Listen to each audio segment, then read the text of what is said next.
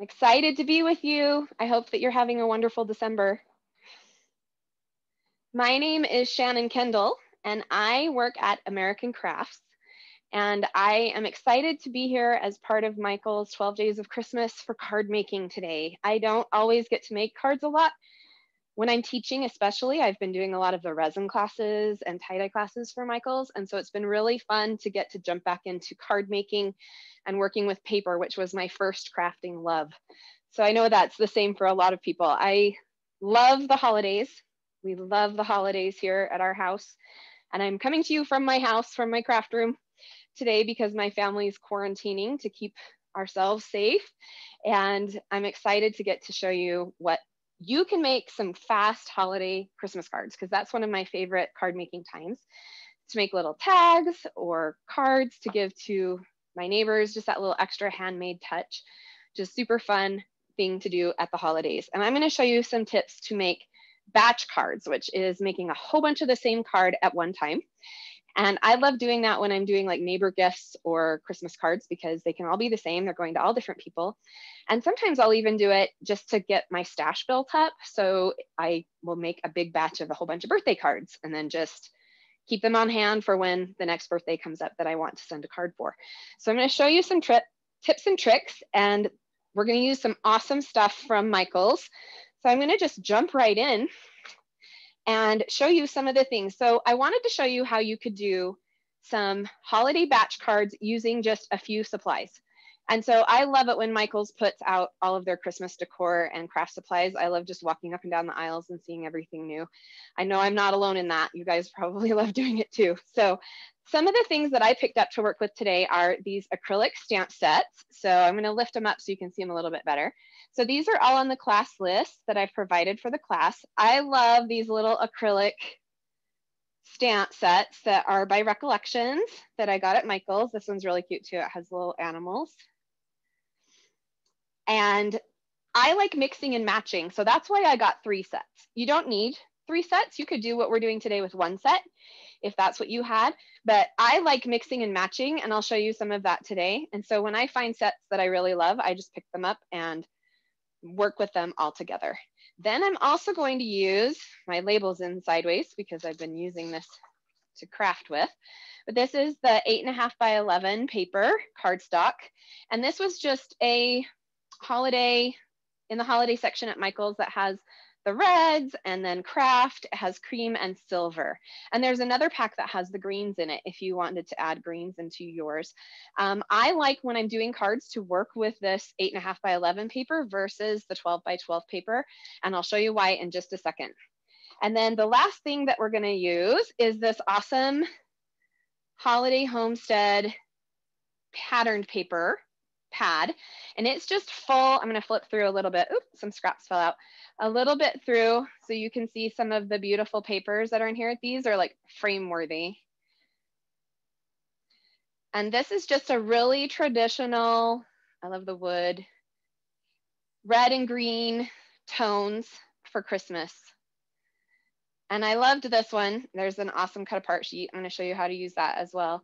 Some fun plaids and stripes, another frame worthy piece. Some good tone on tones. And so we're going to use a bunch of these papers today to make our cards. And so that's about it. The only other thing that I'm going to add in is ink pads and this red and white baker's twine that I also picked up at Michael's in the holiday section of paper crafting. I have some other ribbons on the class list, but because I needed to quarantine at home with my family, I came home from work the day before I needed to quarantine without the other ribbons that are on the list. So I just only had the baker's twine with me. So that's what I'm going to use for all the cards today.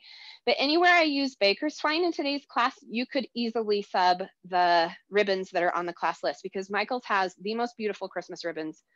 I love them all. So I think I put a gold sheer on there and a plaid. So feel free to switch those out. I just didn't have them with me when I was working from home to prepare for this class. Okay, so let's jump right in.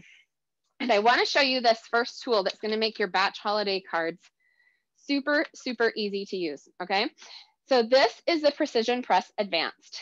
And this is by We Are Memory Keepers, and you can get it at your local Michael's. And it is an awesome stamping platform that makes making batch cards super, super easy.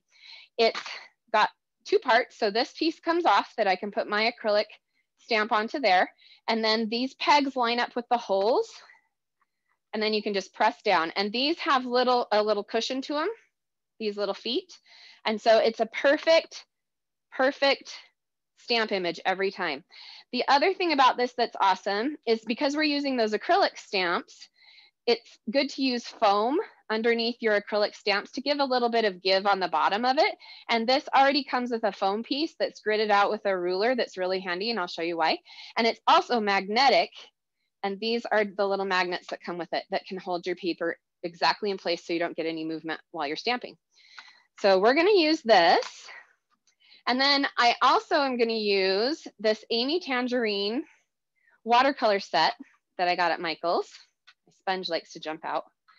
And this is a really fun little set of watercolors. And it comes with a pencil, a pen, which we're gonna use the pen, a refill water chamber, a sponge, the watercolor palette, and then a water brush right here. And then this is also a mixing palette that flips open.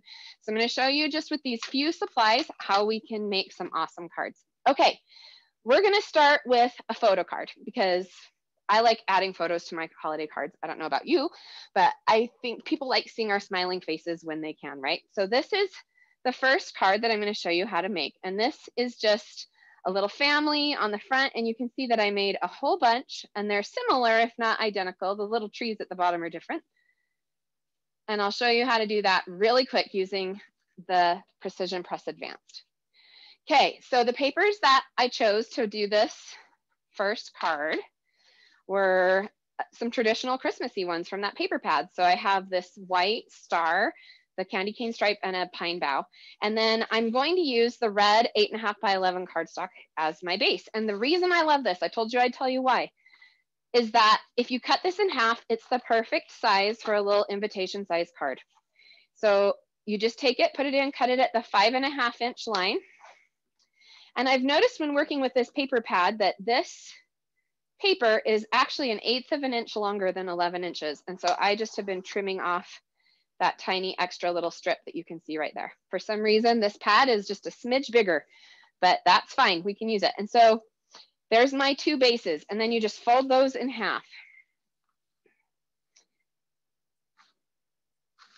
So another tip that I have when I'm doing a lot of batch cards is to do each step all at the same time, do the whole step. So if I was making 20 cards, I would do this first step until I had all 20 card bases. So I'm just gonna cut another one real quick. So I would just go through and cut these all at 5.5, cut all 10 sheets of paper till I had 20. And then I would set my paper trimmer aside, and then I would fold all of them. And I found that this is just speeds up the process a little bit rather than doing one card at a time. It's nice to just do each step all the way through for everything. Okay, so here's our card bases, and I'm gonna do these horizontally this way this time. And the photo size that I printed was a 2.5 by 2.5 photo, and that gets it to be about that big on the card. I'll lift it up so you can see. And then I did a little border. So the photo itself is 2.5 inches square, and then I just, when I cut them out, after I printed them on my printer, I just left a little like 1/8 inch white around each photo to give a little instant matte on my photo.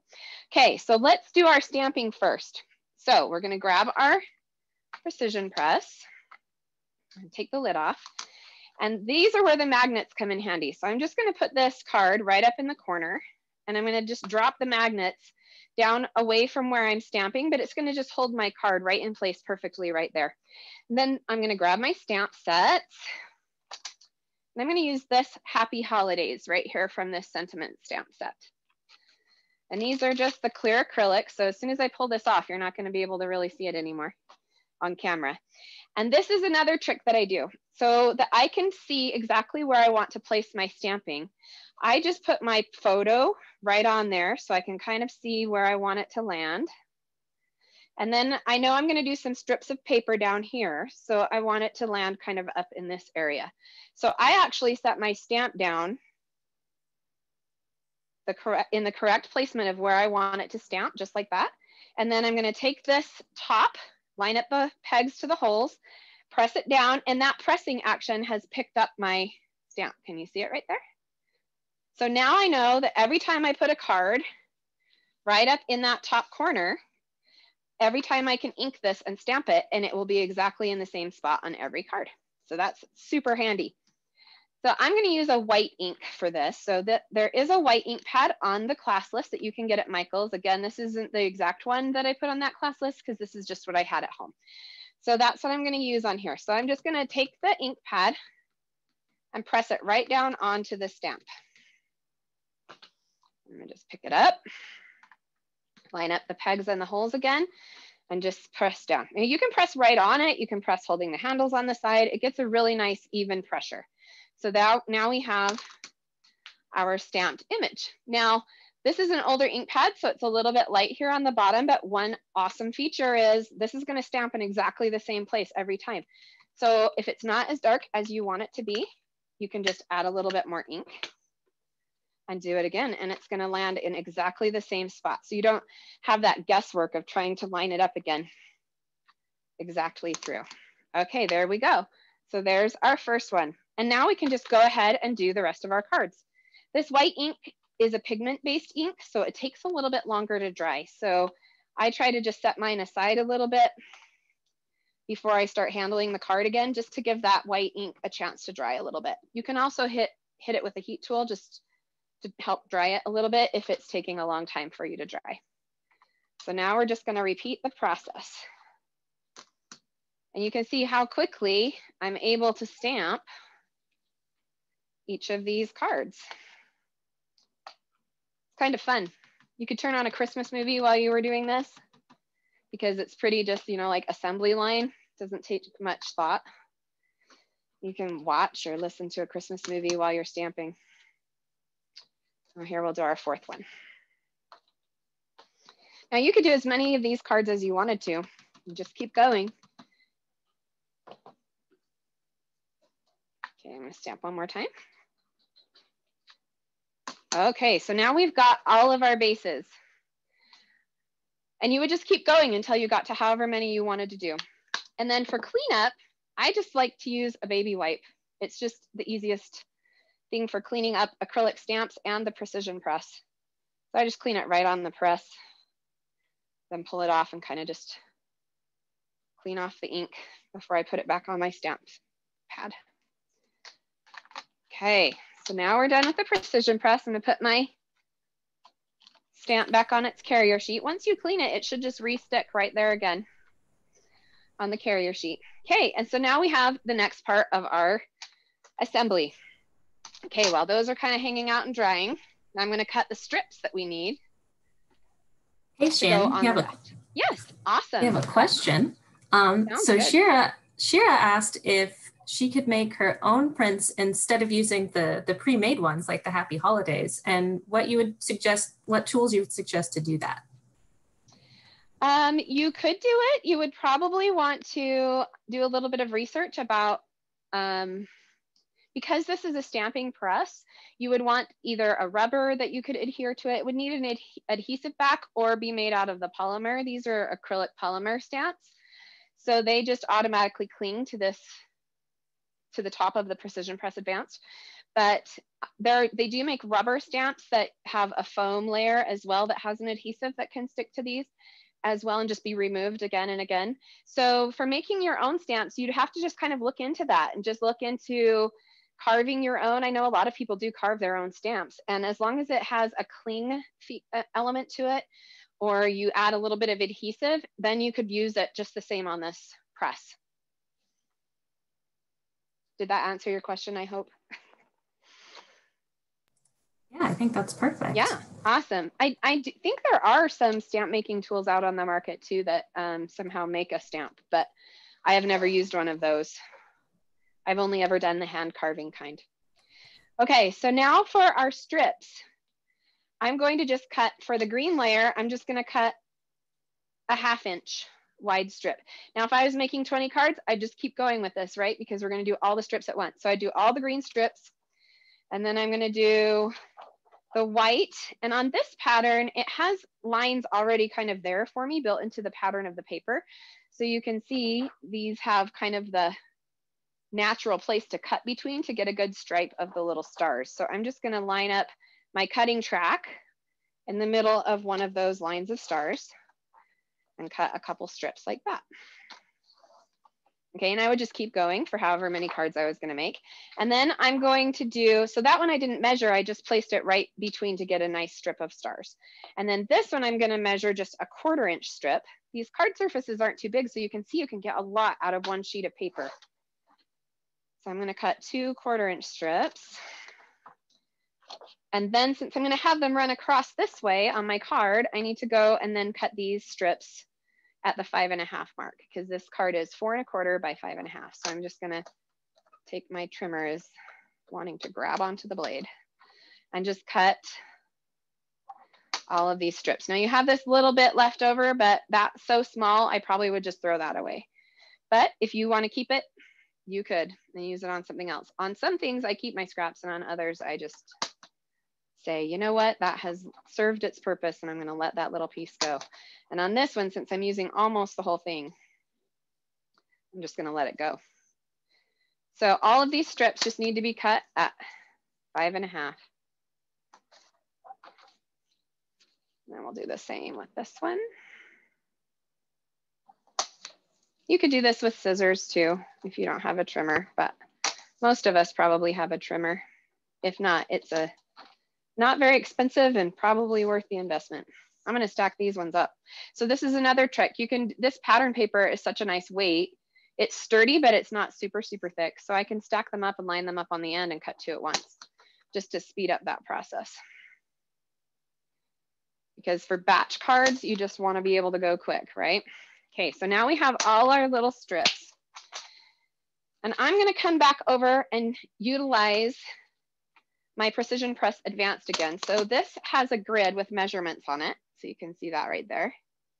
And that's going to help me place my strips for adhesive, to add adhesive. So I'm just going to line this up to this 6-inch line on my Precision Press and use my magnet.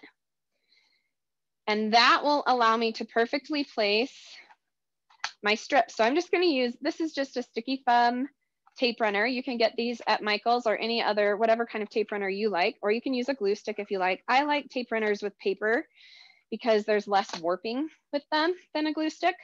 So that's my preference. I just like the tape runners. Plus this one's really big and it has a lot of adhesive in it. So I can do these batch cards and not have to keep replacing it. So now I'm just going to look for the 1/2 inch, the 5.5 inch mark on my line, on my deck of my Precision Press Advanced. And that's going to help me just perfectly line up these stripes. So I'm going to do this again. Just line that one up right on top of the next one. So really you only need it to be on the deck for that first one. So if you wanted to, you could just adhere all the green stripes to all your batch of cards. And then just take them all off and then add all the stars and then add all of the stripes. And then I would just repeat that on every other card. Okay, and so that's how we would line up those stripes. And you can see they're totally straight. Thanks to the help, this is just like a perfect spacing right there that I was able to achieve using the ruler on the Precision Press. So now it's just kind of decorating, right? So now we can take our little photo. I like adding dimension. So I'm gonna use some foam dots. These are just foam, little thin foam circles that have adhesive on both sides. And this is a trick. This is a piercing tool. And I love using my piercing tool to get the little paper off the back of these foam dots, because I can just lift the corner of it with the edge of my piercing tool. Look how much faster those come off than trying to pull them off with your nails. And you just, now I've got the double-sided adhesive there. Oop, I almost forgot our ribbon. Okay, so before I stick that on, I almost forgot. I want to do a little tie, again, for a little more texture, right? So I'm just going to add a little bit of this baker's twine. You could use the ribbons here instead of the baker's twine if you wanted to. And I just wrap it around the card. And when I'm doing batch cards, so that first one, I wrapped it around and kind of saw about how long I needed it to be. But then for the rest of the batch, I would just use this string as a measurement guide. So if I knew I was doing 20 cards, I would measure that first one, and then I would just cut all 20, right? Like that, using it as a pattern. And that way you only have to wrap it around the card to measure one time, which is what you want to do to speed up your process on your batch cards. Okay, so now I'm just going to do this one in a simple knot. I'm going to do it kind of over on this side because I want to add a few little wood stickers. Okay, so you can see I could have gone a smidge shorter. So next time when I was making the pattern, I could say I could go that much shorter and just do another template string and just cut it a little bit shorter, just to preserve our supplies, right? We want to be able to get as much as we can out of our supplies. Okay, so now we're ready for our photos. So I would do all of my cards with the stripes, and then I would do all of the tying of the twine on all of the cards, and then I would come back in and I would add my photo. Just, I'm kind of measuring it, eyeballing it here, and stick that down on. And then I would add all my photos to all the cards. And then the last little step is just, I saw these little tree stickers at Michael's, and they're little printed wood trees, and I thought they were so darling. And so I'm just, this is why my cards are slightly different. It's because I'm going to use 2 of these little stickers on each card, and they're not all identical, but they all feel good with this paper pad. And so then I'm just going to add one that's kind of overlapping the photo a little bit. Grab another one. These already have adhesive on the back, so it's really nice. And then I'm just going to line it up to this white strip. Okay, and there we have it. There's our card. And so you can see that with just a simple few stamped images and then adding some strips of paper, you can really get a lot of cards out of one set of supplies this way by doing them in a batch. So I would have just done all of those same ones, and then here's the ones I made before class. So you can see they all are slightly different, but they all are the same. And so that's my batch, and I could just keep going and make as many as you need to send out to your friends and family. So that was card 1. I'm going to show you some different techniques too. So that one didn't even use the watercolor paper at all, or the watercolor set at all. That one you can just do with 1 ink pad and your Precision Press Advance and some paper and stickers. And it was super quick to do. Okay, let me scoot this stuff out of the way. Got a lot of people saying that the card is super cute. Oh, good. We had another question. Awesome. Love questions. Monica says that her white ink pad has trouble drying, and if you had any tips for how to get the ink to dry on the cards. Yes, I have that trouble as well. And so a couple of things that work is, I had this over here in case that didn't dry. This is a heat tool that you can use. Most stampers know what this is because we've used it in the past for melting embossing powders when you're doing embossing on your stamping. You also use these in resin. I use this in the resin class all the time, but it's just basically a low flow of air, but it's really hot air. And so that helps dry the pad. I've also taken another sheet of paper. So like if I had stamped right here and it was white and it was still tacky, you can take a scrap piece of paper and kind of press and rub and then pull it up. And it doesn't pull off that much ink, but it pulls off that top tacky sticky layer that maybe is having trouble drying.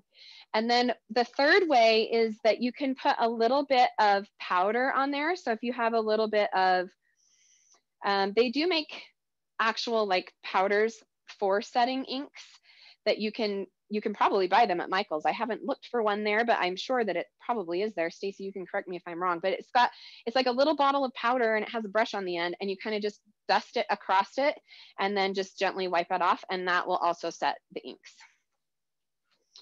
So I would look for those. Okay, so here's card number 2. Hold it up. So this one you can see I've done just a little bit more because there's some coloring on it, but it's still pretty simple. You can knock out a bunch of these really fast. So these are using all the same supplies, but we're going to add in the watercolor and use that as well. Okay, so again, for my bases, these are the silver papers from the paper And I love this 4 1/4 by 5 1/2 inch card size because it's super easy to find envelopes for it. It's just the invitation size. Oh, this one was one of my scrap pieces, so I'd already cut a piece off that one. So this one's a full sheet, so I can get 2 out of it. That last sheet, I had cut something off the end of it already, so it wasn't quite 11 inches.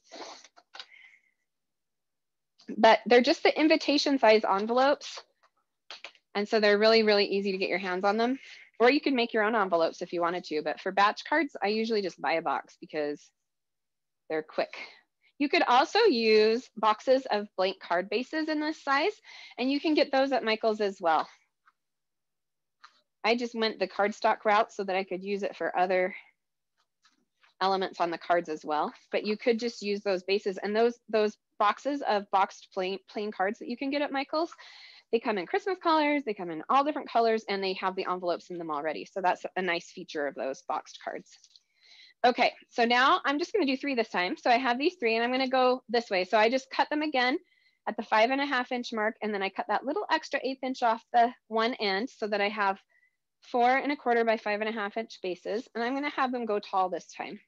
And then I'm gonna stamp the little polar bear from this animal set, but you could use a variety.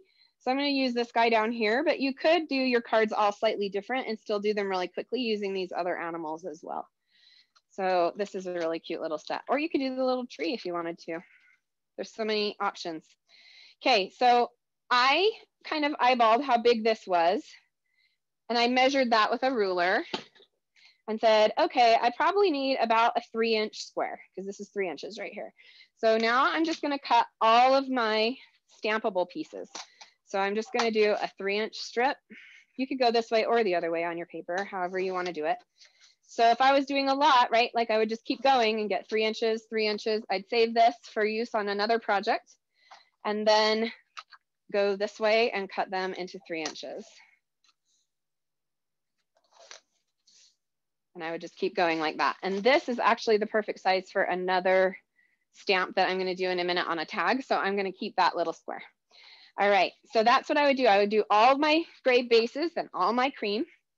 And then the last thing I need for this is the plaid background that I want on here, because this is kind of plain by itself. So we're going to add some pattern paper. And I'm just going to do it at 4 inches by 5 1/4. So that will give a little 1/4 inch border of gray all the way around.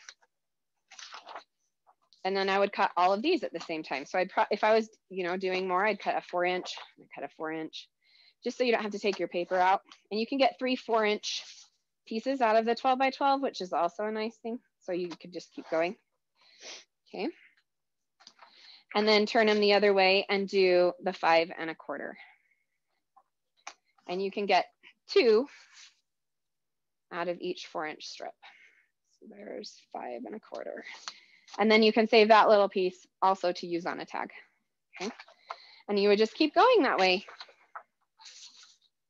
5 1/4, 5 1/4. So you can see it's just kind of like your own little assembly line. And doing each step at once really makes it go a lot faster. Okay, and now we're ready to stamp. So I'm going to grab my precision press again. And I just like using this top corner because I make sure that my paper is straight, but you don't have to. You don't have to, and I'm going to show you again in a second. Actually, let's do this little piece. So this card also has this little pennant banner right here with the sentiment on it. And I'm going to stamp that at the same time as the polar bear because why not, right? Okay, so I'm going to grab, almost forgot about my sentiment. So it's about, I'm using the sentiment off of the tree set, this little tree and truck and house set. And I'm just using this Merry Christmas right here because I wanted something long and skinny. This is why I like mixing and matching. But if you only had this set, you could just adjust the size of your little strip of paper and use one of these other sentiments like Happy Holidays or this one that is already in your stamp set. Okay, and this is about, you can lay it on your paper trimmer.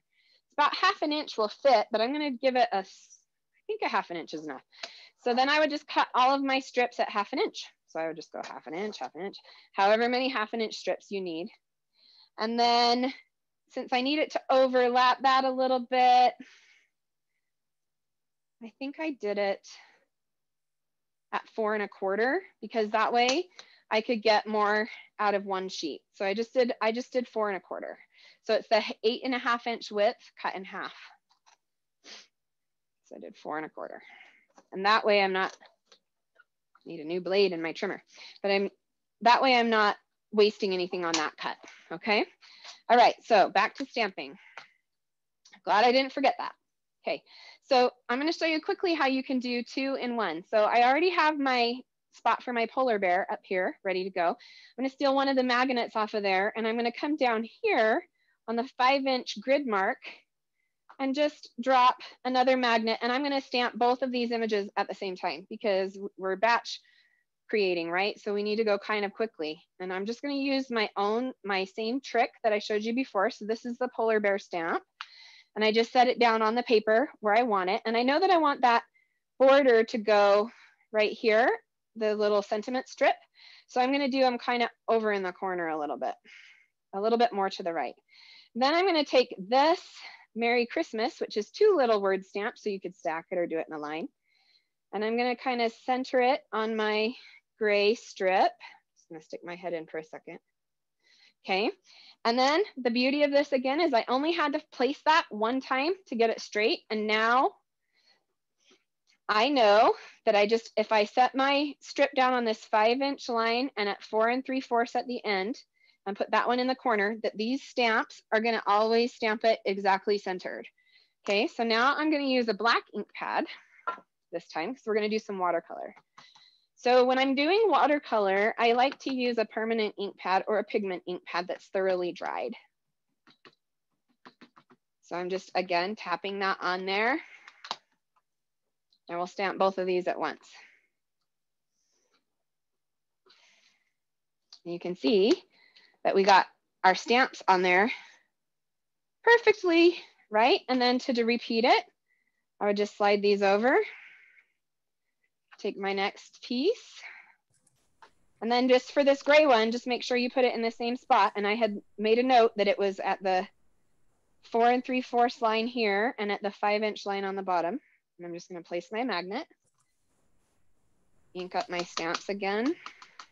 Hey, Shannon, we got a couple questions while you're doing that. Sure. So Jessica wanted to know what the size of the white square was that you're putting the polar bear on. It is 3-inch by 3-inch. And then this is 1/2 inch by 4 1/4 for the little sentiment. And so you can see that you would just keep going in that way, right? So now I have multiples and you would just keep going. And I was able to stamp both at once. So I didn't take the time to do all of my polar bears first and then do all of my Merry Christmas. This was big enough that I could do multiples at the same time. So if you had a third element and you could fit it right here, go for it. Just, use this to the top of its game by putting everything you can on there at once so that each press is getting you more of your batch cards done in one step. Okay, I'm gonna just clean this really quick and put my stamps back on the carrier sheet so I don't lose them. I always clean them right away and put them back on the carrier sheet because they are really clear. And so they're super easy to lose. So I always just stick them right back. I just always have made myself have that habit of putting them back on the carrier sheet. Or I'll set them on top of the carrier sheet at least so that I can find them again. Okay, so now we're all done with stamping. So I want to show you this awesome Amy Tan watercolor kit. And I'm just going to use only what's in it. The only thing I added to it was putting water in this and water in my brush. And I'm just going to color a little bit of the polar bears using this water brush. And this has water in the chamber right here. I don't know if you can see that. And then it has a lid and then it has the brush tip. And you just gently squeeze it and the water will start to flow out of the tip. Okay, and so. Hey, Shannon, before you get started on that, would you mind putting the finished card in frame? Some people have asked to see it. Oh yeah, let me put it right here. Can you see that? Yep, perfect, thank you. Okay, all right. And so then to wet these watercolors down just a little bit, you just do a few drops. So I'm gonna use this deeper red and a little bit of this green. I don't know if you can see that on camera, but it's just dripping out of my brush. And then I'm just gonna use the brush itself to kind of move it around. Okay, and it just picks up the watercolor so nicely. And you can use this as a palette, this little tray, to see if you want it thinner, You can add just more drips of water. And then you can use this sponge to wipe off your brush, or I just like to use a baby wipe in case I've got too much water on there, since I already have the baby wipes for cleaning my stamps. And then I'm just gonna add the watercolor straight to these. And I do, like I said, I do each little step. So I do all the pom-poms first. I'm gonna need a little bit more. And then I'm gonna do the scarf green. And this is just really easy coloring. It gets really quick coverage really fast, which is why I like the watercolor for batch cards. And I like the look of it because it's a little bit imperfect and it just has this fun mixed media quality about it that I really like. And you can shade. I'm like a beginning watercolorer. But if you have skills in that, you can go to town on this however you want. Okay, so now to clean my brush, I'm just gonna squeeze the brush until the water runs clear. I'm gonna just kind of clean it off. You can see that now I have a clean brush again. Super handy. So I'm gonna let the green dry because I found that when I'm using watercolor, it does better if I just kind of let each color dry for just a minute. And so while that's drying, I'm gonna do my next step. So batch cards is all about efficiency. So I'm gonna grab my smaller scissors. You could use the bigger scissors. And then just to give this piece a little bit more interest, I'm just gonna dovetail cut both sides. And these, again, are not gonna be perfect, but I just kind of cut from the side toward the center. And you can see that it's just made this little dovetail punch end. But you could also use a punch if you have a punch that you like to do that to the end of it. But that just gives it a little more interest. So while that green paint's drying, I'll just do another step. I'm just gonna dovetail my ends. I always just throw my scraps on the floor because when I'm working at work in the art studio, I just come back and they've been magically vacuumed up. So every time I do it at home, I remember, oh yeah, I have to vacuum that up, but it's okay. All right, so then I've got all those done. And this is a lot drier than it was. So I'm gonna go ahead and do the red next. So now I'm just gonna do this red that I softened up a little bit. Add a little more water to it. Quick question. So Diane asked if the watercolor bleeds through on the other side of the card. A tiny bit, but not really. Can you see that, Diane? So it's more of like it left a little bit of a warp from the water. But it seems to be working. I haven't had any trouble with it bleeding all the way through. If you got it really wet, I guess it could because it's just the water. But I'm not using very much water to try to keep it as flat as possible. And then I'm just gonna do this little fringe. And see, I'm not going for perfection, you guys. Like watercolor, that's why it's so fun. You don't have to be perfect with it, and it just looks pretty. You can go outside of the lines. You can kind of have it darker and lighter in places, and it looks like it's intentional. So that is a really fun medium to work with. So now you can see, and I'll just clean my brush the same way. This is just my same baby wipe. I'm repurposing it until it brushes clear. And then I'm done with watercolor for this card. It was that simple. So if you wanted to add more color, you could, but I was going for quick, for batch cards, and for simple, right? And so that's why I just did the little hat and scarf. And polar bears are white anyway. You could do a little pink in the ear if you wanted to, because he has this cute little spot in his ear. You could do pink there if you wanted to. There's a whole spectrum of color right there in that one palette that you can use. All right, and then we're on to assembly. We're just quick through these, right? So I'm just using my tape runner again. Oh, I have one of my curly hairs sticking to my tape runner. And I'm just gonna I would go through and just glue every base on. So I would just keep going, right? And glue that and glue that. We'll do two. We'll do two since we watercolored two. I just kind of went around the outside edges and I'm making sure to line it up. I just kind of eyeball it. Okay, and now that these are dry, I have one more step that I want to do on these, and that is this little border right here. Can you see that little border right there? That just kind of gives it an extra little something. And that I just did using the pen from the watercolor kit. So it has this pen in here. Grab it out. I don't want to spill my palette over there. So I'm just gonna set it down and grab it out. And then I'm just gonna, you could freehand it if you wanted to, or you could use a ruler. And I'm gonna, because my watercolor is not perfectly dry, I'm just gonna use a ruler on this outside edge and take the pen. And since this side's getting covered up by my banner, I don't need to spend the time doing a border on that side. So I'm just kind of eyeballing it across. And I like the ends coming out like this. I don't know if you can see that. Let me get it up higher. See how the ends aren't perfect? I go for anything that looks intentional that's not perfect, because then you can go quicker and you don't have to worry so much about perfection. You can just have fun creating and let it be what it is. And so they'll all have their own little personality. Now you could go in and you could add some more little dots with the pen if you wanted to, like that. We'll do this guy really fast too. How are we doing on time, Stacy? Doing good. We have a little less than 20 minutes left. Awesome. Okay, I just like to know where I am, and I can't see my clock from where I am in here. Okay, so we'll do this one a little bit more.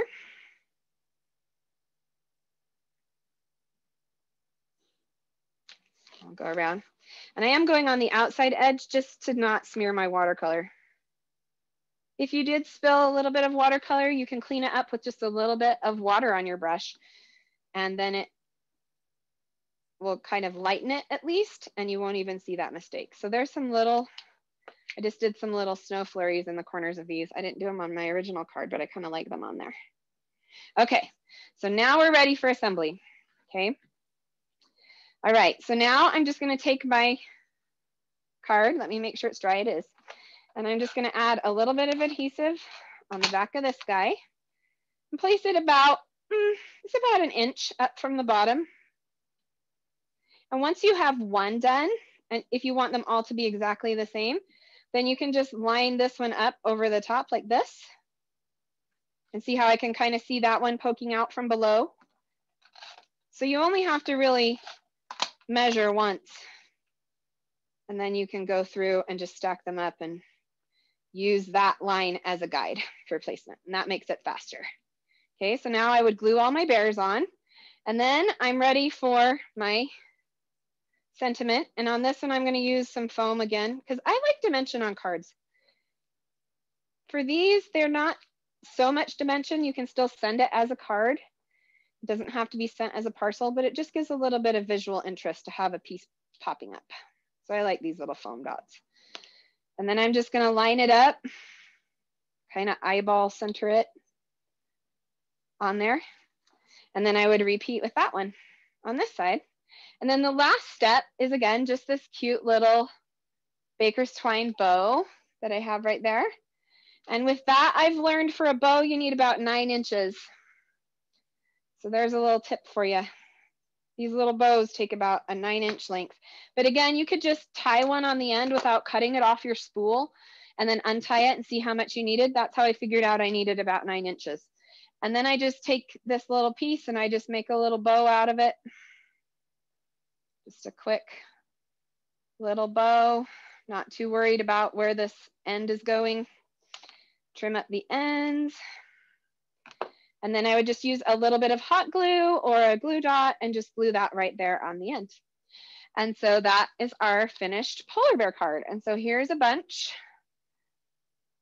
from the first set. And you can see the watercoloring is not all perfectly identical, but you wouldn't know it to just look at them at a glance.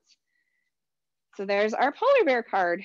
Super quick, fun, easy little mixed media technique that you can use. And so when I would do the bows, I would just cut all the 9-inch lengths, tie all the bows, glue all the bows on, because we're doing it like we're a little factory of card makers. Okay, remove this stuff and I'll show you another watercolor technique that's really fun. Just gonna drop these on the ground real quick. Okay. So this is the next batch card, and you can see I've gotten all these cards already, and I still have more to show you out of that one set, and I still had all that paper left in that pad. So you can see you can get a lot of mileage when you're doing cards in this way. Okay, so this is my next card, And this one uses another different mixed media technique. That's just a watercolor splotch. I think I like the color on that one the best.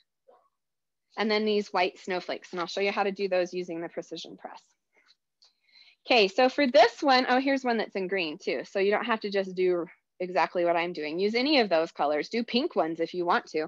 If your paper pad is the cute pink one they have at Michael's. I'm going to use that one tomorrow in a shaker card class, but it has pinks and purples, and that would be really pretty with this technique as well.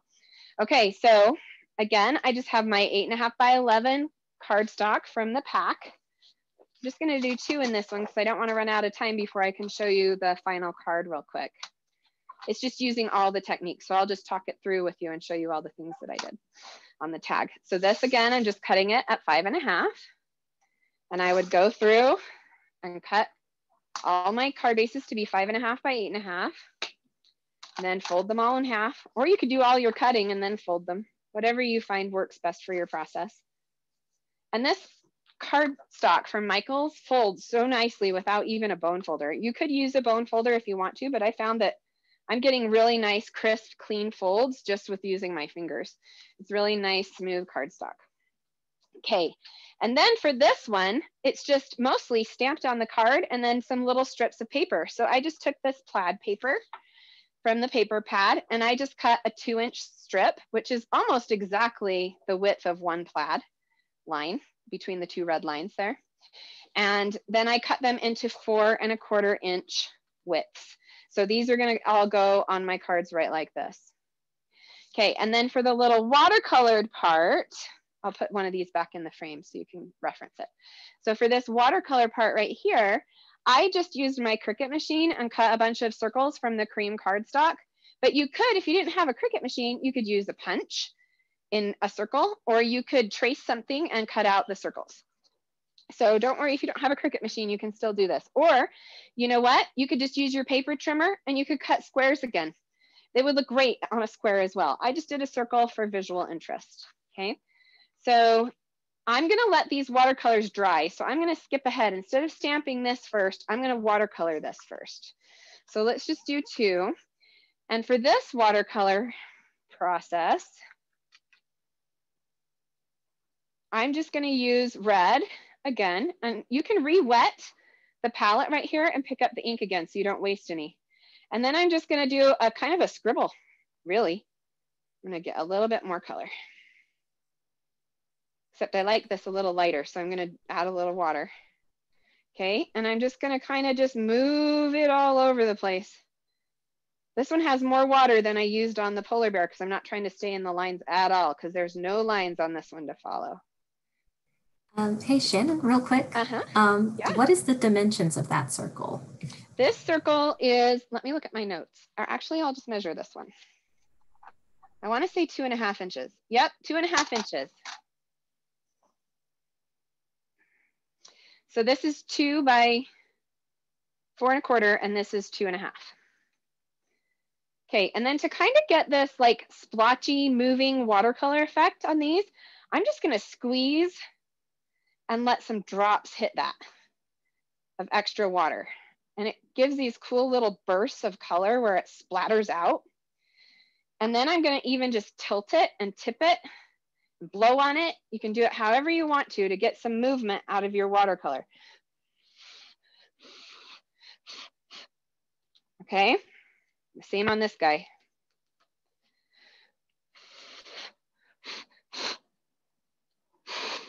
Okay, and you can see that that's creating darker spots and lighter spots and movement and bleeding, and that is perfectly fine, which is why I love this technique, because you can just kind of go for it. And it looks really pretty when you stamp on top of it. Okay, so I'm gonna let those dry while we stamp our base. Okay, so how did I do this?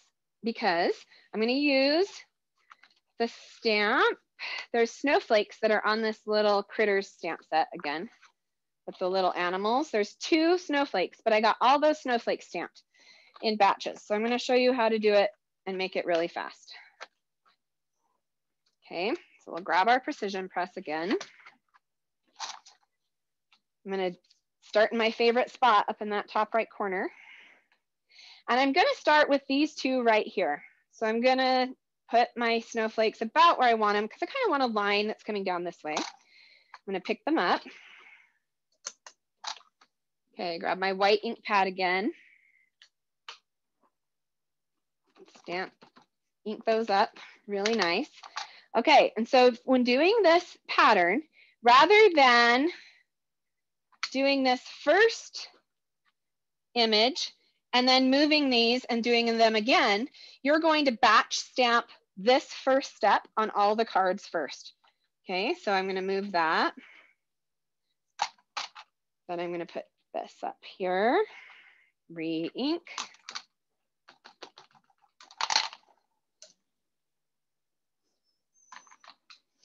Stamp, and I would just keep going, right? And do those two images first on all the cards.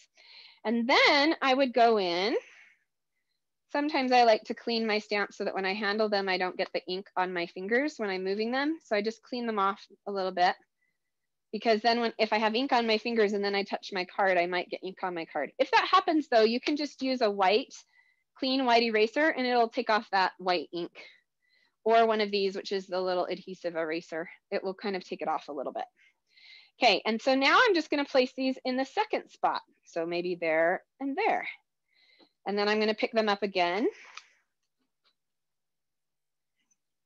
Ink it up.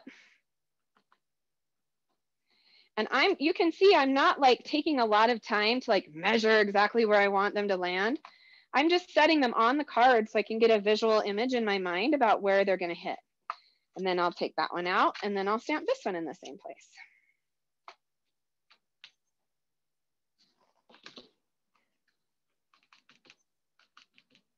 Hey, Stacy, can you give me like a 3-minute warning when we're almost to 3 minutes? Sure. Okay, thank you. All right, so see how I just keep going like that? And now I had one there and one there. So now I would just clean these again.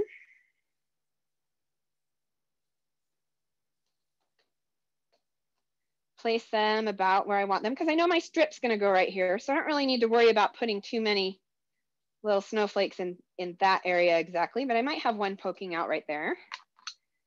Okay, and now I'm gonna do it again. So this is just how you do that. When you only have one, you could do this with one snowflake. I would just say stamp it in its original position, do all of your batch of cards, then move it and then do it again and just keep going through like that. So even though I'm doing all these multiple stamps, you can see that I'm getting a lot of coverage and it's still pretty quick that this is happening. Okay, we'll do this last spot on this one. Okay, and so now my bases are ready to go, okay? So now I just need to stamp these guys and they're still a little bit wet. So this is why I had my heat tool here so that I could dry my watercolor a little faster. Okay. This is also a good way to move the ink around on the paper a little bit because it blows it around a little bit if there's water left.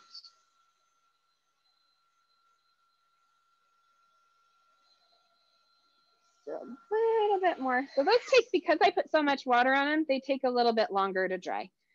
So I'm just gonna actually blot off the leftover wet part on a spare piece of paper.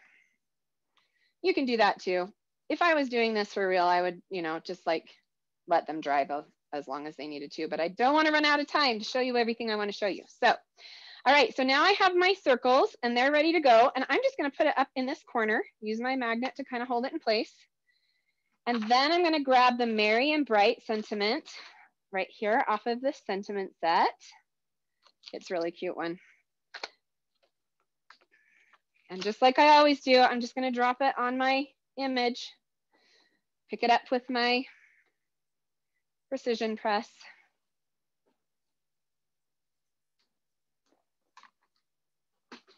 And now it's always going to stamp right in the right spot. Then I'm just going to use a little bit of black.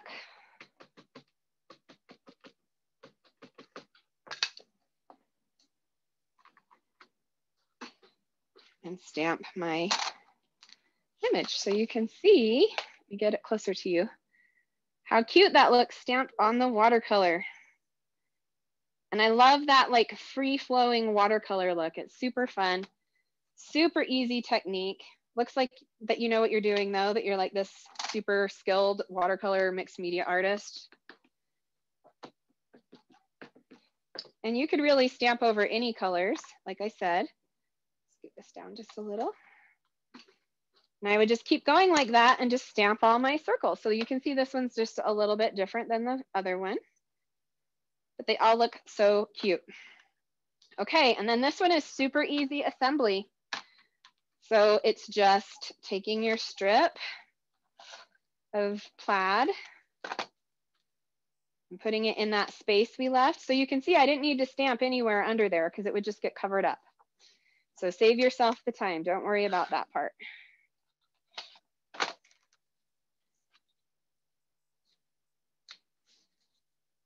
Okay, and then I'm just going to adhere this same one. You could use foam dots on this if you wanted to. I didn't on this one. These are still a tad bit wet. They will be a lot more flat when they're dry all the way. Okay.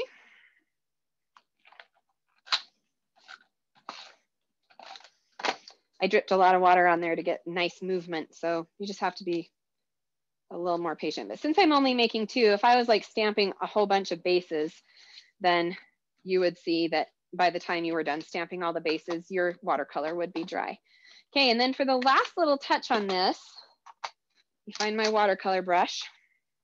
I'm gonna make sure it's really clean because I want to add some white paint splatters that looks like little tiny snow flurries on here to just give it an extra little something. So this watercolor palette has a white right here, which you can also use to soften a color, but I'm just gonna pick it up wet. Hey Shannon, just a three-minute warning for you. Okay, awesome, thank you, Stacy. So then I'm just gonna tap this on my hand like this, or you can flick it with your finger like this, just kind of close to it. And I'll show you in a second that it left some white. Might need a little more water. And I'm letting it land everywhere. Just let it land on the card base, on the plaid, on the watercolored part. This is our snow flurries. Okay, so let me hold it up. I don't know if you can see that. Can you see those little white flurries? And it just adds a little extra little bit to your card, but it's a super fast thing you can do. And then I just used my 9-inch rule of thumb for a little bow again and tied a bunch of bows and just adhered that on the side. And then this was just one of those little mini staplers. I just stapled that with a mini stapler on the side, but you don't need to do that step if you don't have a mini stapler, or you can use a regular size stapler if you want to, just to give it an extra little something. Okay, so I wanted to show you this last tag that I did that uses all of these same techniques that we've used. So this is the last little tag that I made. So this I just stamped directly onto a piece of the wood grain paper. And then I stamped a bunch of trucks just in a line. I watercolored the whole line of trucks and then I let them dry and then I cut them all out. This is the little snow piece right here that was in this truck stamp set.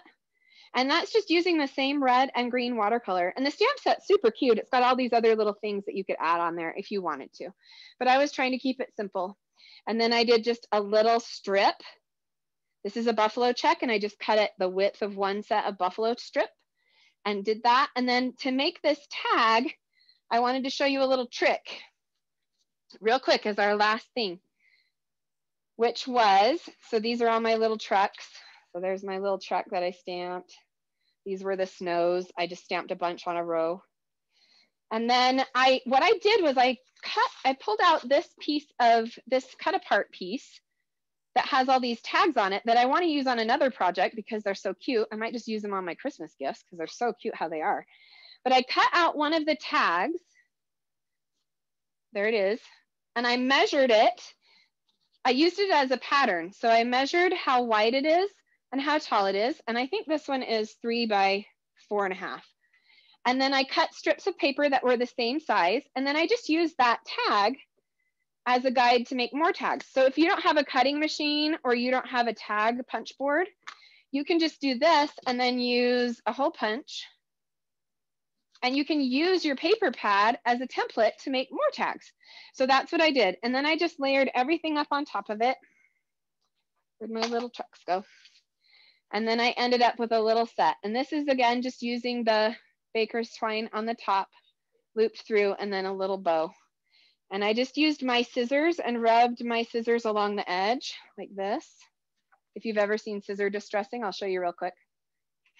To just kind of rub it along the edge like that to give it a little texture in a really fast way. So I just scissor distressed everything at the same time, and then I just layered them up. And this one sheet of paper gave me all of these different textures in the back because it was like trees down at the bottom and snow up at the top. And I just used the sheet of paper to make these little tags that are similar, but not completely separate. And these I'm thinking I could just tie around a little gift for my neighbor. So I think like a hot chocolate packets or a sparkling cider bottle or a little bag of cookies or anything like that. And these would be a really easy way because you can also do tags in batches just that same way. Does anyone have any other questions for me? Yeah, we're getting a lot of compliments though. They love the class. They thought it was such great ideas. Awesome teacher, great techniques. Oh, good.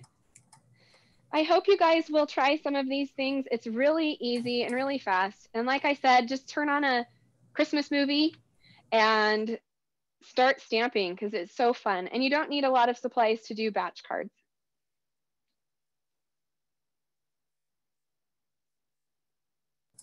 All right. Well, thanks everyone for joining us. Thank you, everybody. And I would love to see you in my class tomorrow too. We're doing shaker cards and that'll be fun. Yes, we have a class tomorrow and I'm going to link that in the chat real quick in case anybody wants to sign up for that class. All right. That would be awesome. Have a Merry Christmas and Happy Holidays, everybody.